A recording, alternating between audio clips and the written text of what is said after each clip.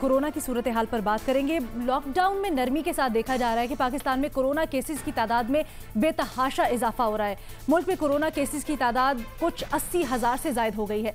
सिंध में देखा जा रहा है कि जी पब्लिक ट्रांसपोर्ट जो कि बंद थी उसको खोल दिया गया है। गिलगित बल्तिस्तान और खैबर पख्तूनख्वा में सयाहत का शोबा खोलने का इंदिया दिया जा रहा है। इस पर बातचीत हो रही है, SOPs बनाए जा रहे हैं।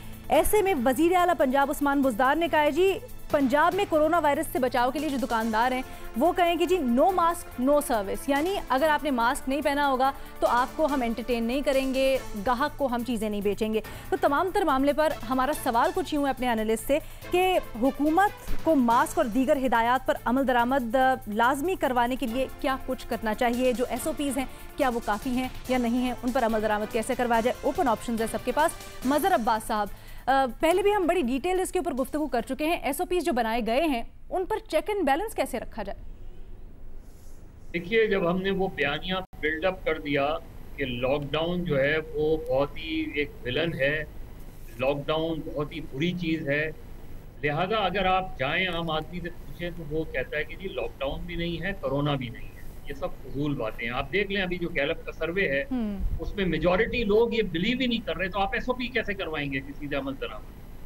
जब मेजॉरिटी ये कहती है, आप मैंने आज सुबह निकल के देखा मिनी बसेस वगैरह में ना कंडक्टर के मास्क पहना हुआ था, जो गेट पे खड़ा होता है जिसको टच करते हुए ऊपर चढ़ना पड़ता है, ना ड्राइवर ने पहना हुआ, ना आधे पैसेंजर ने पहना हुआ, आधे पैसेंजर ने नहीं पहना हुआ।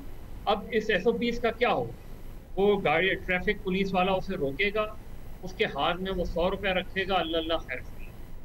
ये SOPs जिस गवर्नमेंट ने जिस मिनी बसेस के फिटनेस सर्टिफिकेट्स नहीं हों, वो इलीगली चल रही हों, जिनके ड्राइवर्स के पास लाइसेंस नहीं होता, उनसे आप एक्सपेक्ट करते हैं कि वो SOPs फॉलो करेंगे, और उन लोगों से एक्सपेक्ट करते हैं कि वो मॉनिटर करेंगे और SOPs फॉलो करेंगे।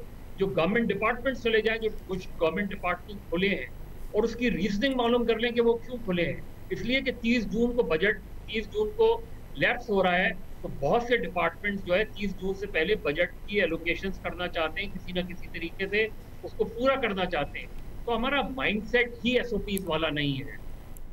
हमारा स्टैंडर्ड प्रोसीजर ये है कि किस तरीके से माल बनाओ और माल कमाओ, और SOPs हों या कोई और चीज़ हो। कोई भी मार्केट चले जाएं, किसी भी मार्केट में चले जाएं, आप कोई SOP फॉलो नहीं कर रहा, ये कहना कि जी जो SOP फॉलो नहीं करता उसको सर्विस नहीं दें, ये सब पेपर पे बड़ी अच्छी बातें हैं, लेकिन ग्राउंड पे नहीं नजर आता। ठीक है, ग्राउंड रियलिटीज़ बिल्कुल मुख्तलिफ है। मुनीब, लॉकडाउन था, नरम कर दिया गया, अब इससे आगे चलते हैं।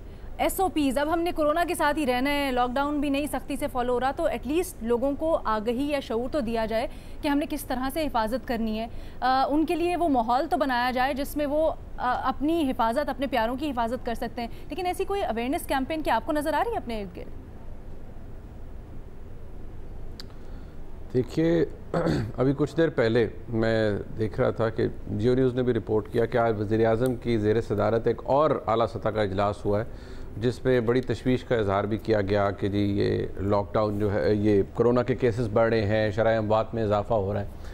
देखिए, मसला यहाँ पर सिर्फ ये है कि इससे ज़्यादा अलीना आप कौन सी बड़ी अवेयरनेस कैंपेन चलाएँगे? सारा दिन मुल्क के तमाम टेलीविज़न चैनल्स, हुकूमत, हर कोई लोगों को एजुकेट करने की कोशिश कर रहा है, और अब से नहीं, पिछले 2-3 महीनों से लोगों को बताया जा रहा है। लेकिन बहुत माजरत के साथ, बहुत माजरत के साथ, आई एम श्योर बहुत से लोगों को बुरा भी लगेगा जो लोग सुनेंगे, हम में जो जहालत है या जो लापरवाही है और हमारा जो कैलस एटीट्यूड है, ये जो है ये मेरे ख्याल में एक अरूज पर पहुंच चुका है।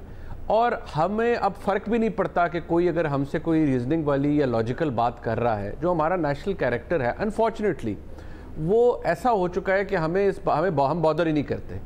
और यहाँ पर मैं ब्लेम नहीं बिल्कुल करूँगा हुकूमत को। हुकूमत ने किया है, अवेयरनेस के हवाले से सब कुछ किया है, मीडिया ने भी किया है। अगर लोग खुद ही ध्यान देने पर राज़ी नहीं हैं, मतलब उन लोगों की आप बात कीजिए कि जो पढ़े लिखे भी हैं, वो भी अगर इस आर्गूमेंट में पड़ जाएं कि जी ये फिगर्स जो हैं एग्जैजरेटेड हैं, या पता नहीं हुकूमत क्या कर रही है, या लोगों को ये पता नहीं इसके अंदर कोई ना कोई नई कॉन्स्पिरेसी थेरीज जब वो डिराइव करना शुरू कर दें सारे अलमिये से, इस मसले से, तो फिर आप क्या करेंगे? और दूसरी बात ये है कि बहुत बड़ी गलती हमने की है फ्रॉम द डे वन, वो ये कि कोई भी मुल्क हो, आप अमेरिका की देख लें मिसाल, आप इंग्लैंड की देख लें, वाकई जो इतनी बड़ी बड़ी इकोनॉमीज़ हैं जिनका साइज़ इतना बड़ा है, वो नहीं सस्टेन कर पा रही हैं, वो नहीं, उनको नहीं समझ आ रहा कि हमने क्या करना है। बट ये ऐसा हुआ है, ये जो भी कोरोना की वबा है, ये मतलब ये this is beyond a common man understanding, या उसके जो अगर वो इसको रैशनलाइज करने के चक्कर में पड़ जाए या कोई हुकूमत पड़ जाए